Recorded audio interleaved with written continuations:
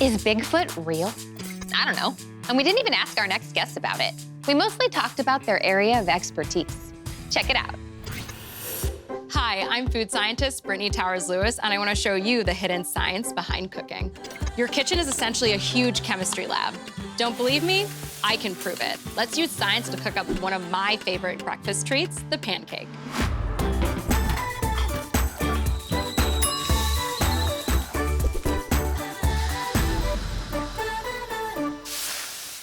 I'm here at the Good Housekeeping Institute and Test Kitchen with my friends Nicole and Kate, and we're gonna show you how science can help you fry up your fluffiest flapjack. So let's just dive right in. What makes a fluffy pancake? It's all about the bubbles. There's gonna be bubbles when we cook, but the first bubbles are gonna happen right in our bowl. We've got the Good Housekeeping pancake mix. Unbleached, all-purpose flour, a little bit of salt in here, baking soda, baking powder. How baking soda works, sodium bicarbonate, it creates carbon dioxide, which gives the lift of the pancakes. You remember those volcanoes that you made in like elementary school? Yes.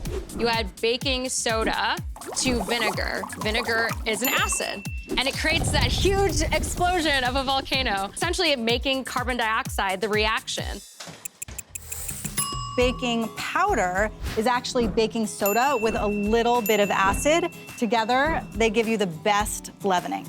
We also need some wet ingredients. So we're gonna use 1 egg for this, and we're gonna crack it right into the bowl.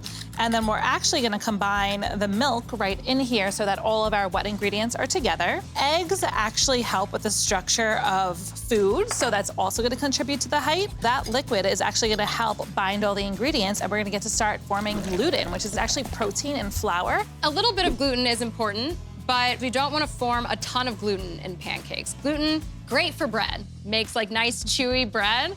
We don't really want chewy pancakes.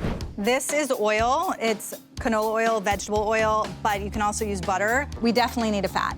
And we're adding it to the liquid, so this way when we add the liquid to the dry ingredients, they're already mixed together. When we add the liquid, that'll start to activate that baking powder and baking soda. If you ever notice when you're in the store and you buy baking powder, it says double acting. So it's usually starts reacting when you add liquid and then starts reacting when you add heat. So when we start cooking the pancakes, they'll make them a little fluffier. I wanna definitely get into like not over mixing our batter.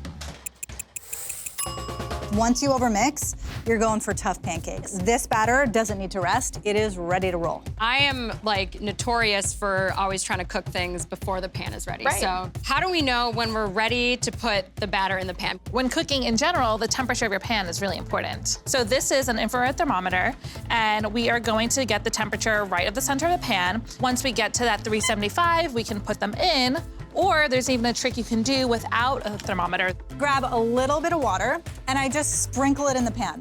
And if you can see and hear that, the water kind of dances around the pan and then disappears.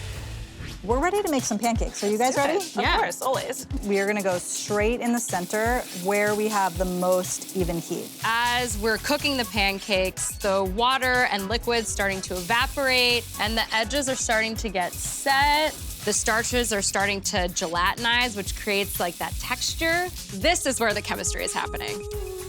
Ooh, this looks great. We are ready. We have evenness. I have no doubt that it is even on the back. I think we have to taste this. And it looks nice and caramelized. Do you feel like you need a little maple syrup? Just a little drizzle. Perfect. You said little, and I went all in. We see like the air pockets and bubbles that were formed when we cooked the pancake. I'm so excited to eat this. Nice and light. Tender is something I feel like you also are looking for when you're talking about texture. It melts into my mouth, like truly. And it has all of the other things that I think that we want in a pancake. I'm going back in.